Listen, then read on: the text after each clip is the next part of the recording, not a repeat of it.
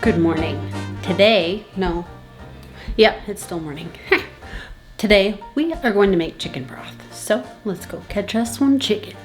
Anna, this is how you catch a chicken.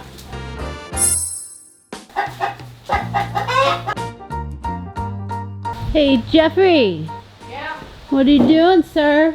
Not much. I'm coming to ask for your help. Oh, with what? Do you catch a chicken for me? Sure. I'm Yeah? guessing for your YouTube channel? Yeah.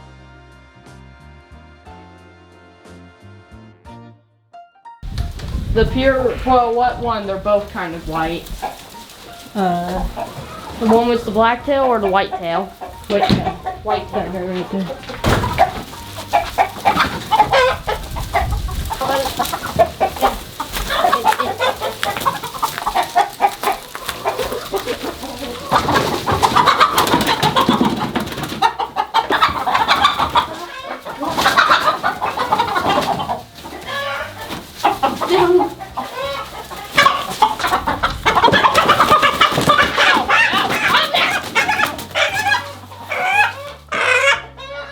Got it.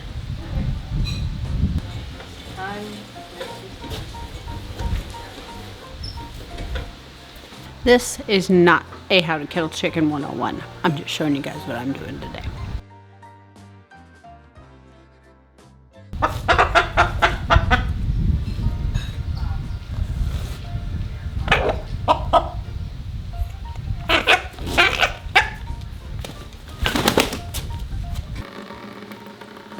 There you want to go that way. I keep forgetting to do that. They do that. What made you want to do this now? Oh, but you noticed I was not like, oh, I can just send him in to get it. I'm gonna do it myself Oh, really? today. Yeah, I'm back. Do the boil and water trick either. It's just a simple rooster for making broth. Yeah. What kind of broth are you planning on making? I'm just gonna boil them for a few hours and can it up. Nice. Easy peasy.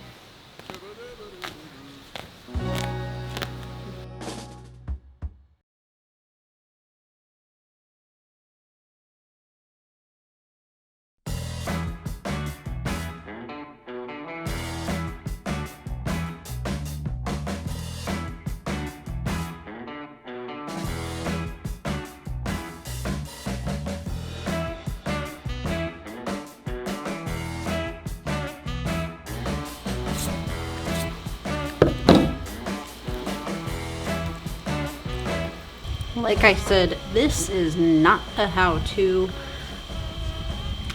I did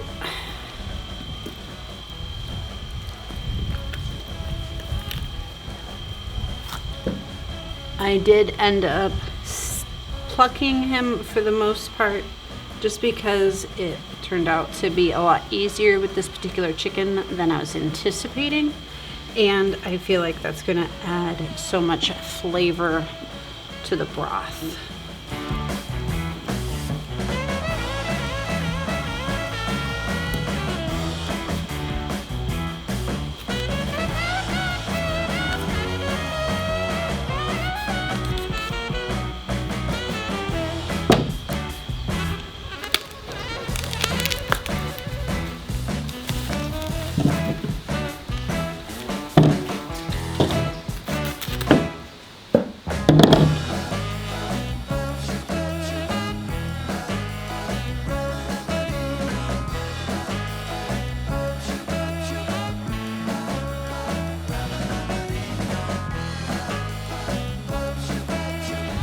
Okay, so that part is done. Mr. Rooster is in the Instapot. We are going to go ahead and just cook him down. I didn't put anything in there, no garlic. And in other situations, I would have done maybe garlic, onions, maybe carrots or celery, a couple of different things like that. But the request for this was just chicken broth. So we're gonna let that cook down. But in the meantime, we're going to go over, clean up our mess and dispose of the guts. Spricky, spricky.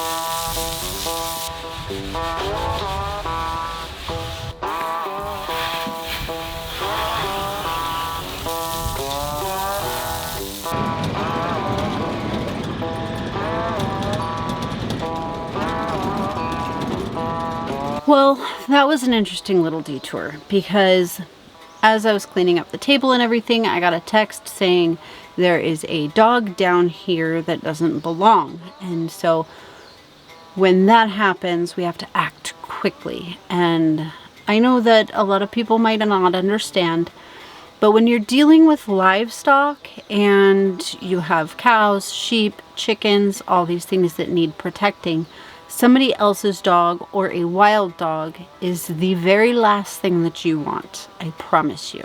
What ends up happening is a lot of folks will come up onto this coast and up into the mountain and they go pig hunting. And a lot of times they will lose one of their hunting dogs. That is not good for a number of reasons.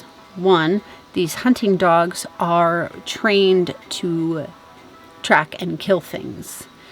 That's not good when you have baby calves dropping. Secondly, those people typically, sometimes they do, but typically they don't come back for their dogs, or if they do, the dog is long gone and trying to find its own way by the time that happens. So what happens to those dogs when they're not found or not looked for?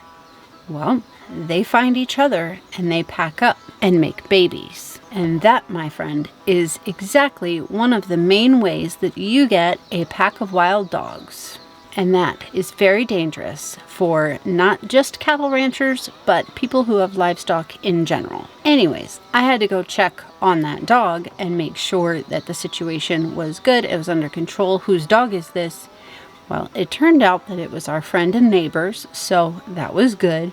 He wasn't harming anybody and he's not going to. So we were fortunate in this situation. We could just call the neighbor and say, hey, your dog came way out of its boundary. Can you come get it? And they're very nice folks, and it's a very nice dog. In the end, no harm was done, and that dog ended up back home exactly where he belongs. So, for a quick frame of reference, one dog can take out an entire flock of sheep, 15, 20 sheep in the blink of an eye, and then you are donezo. They will just kill for sport, if nothing else. And out here in these woods, there's a lot of places for these wild dogs to hide and hunt and live a very happy life, as long as they stay away from our animals. Now I can go ahead and dump these chicken guts.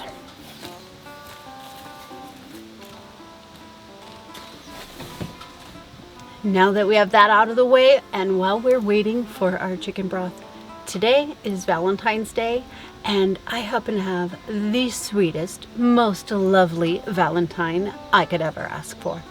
He's making lunch, and I think lunch is almost ready.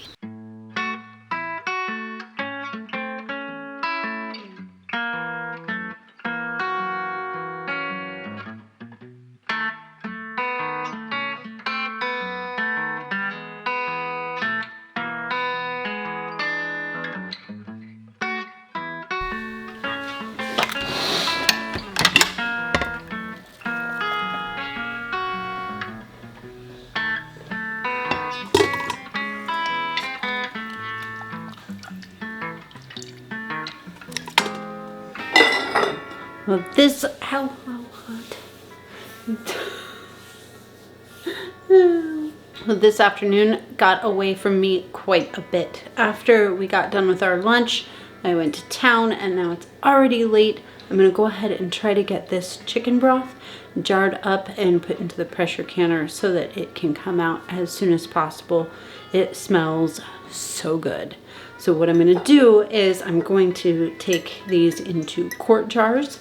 I'm going to just fill it up halfway with all 7 jars, halfway, and then I'm going to fill it with water. I found that amount for our pressure cooker and the potency of it works out really well, and I am going to add a teaspoon of salt to each quart jar as well.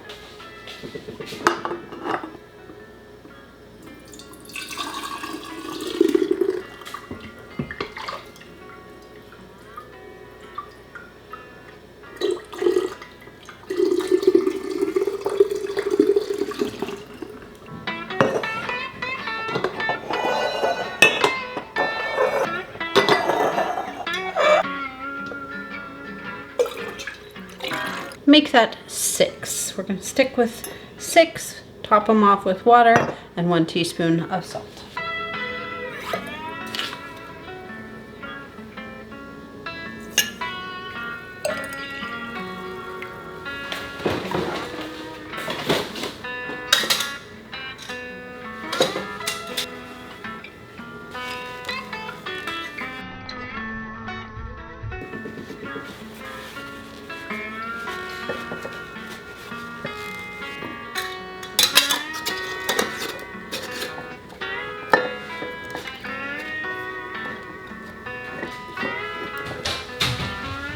So with our rooster, we ended up with 6 quart jars of broth.